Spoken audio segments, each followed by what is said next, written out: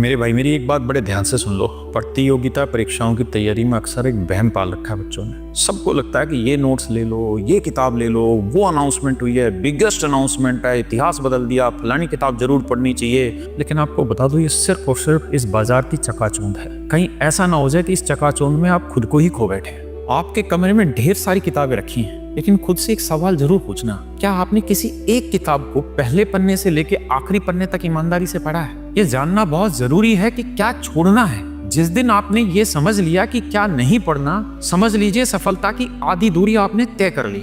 इसके लिए आपके पास मात्र 4 से 5 सालों के प्रीवियस ईयर के पेपर होने चाहिए, जो आपके फोन में पीडीएफ के फॉर्मेट में रहने चाहिए। जो लाखों लोग फॉर्म भरते हैं ना, वो सिर्फ भीड़ होते हैं। दरअसल पढ़ने वालों की संख्या तो मात्र 5 से 7 ही % होती है। अगर आप सिर्फ डेली 2 ही घंटे नियमित रूप से पढ़ें, एक सही शिक्षक हो और एक सही किताब, तो आपका चयन निश्चित है। इसलिए इधर उधर ध्यान भटकाने के बजाय केवल और केवल नियमित और निरंतर अध्ययन पर ध्यान दो। यही मेरे दोस्तों सफलता की कुंजी है। और मेरी एक बात और ध्यान से समझना, YouTube पर किताबें और कोर्स बेचने वालों के लिए आप खरीदार हो सकते हैं, लेकिन आपके माँ बाप और आपके छोटे भाई बहन के लिए आप बहुत समझदार हैं। इसलिए समझदारी का परिचय दीजिए।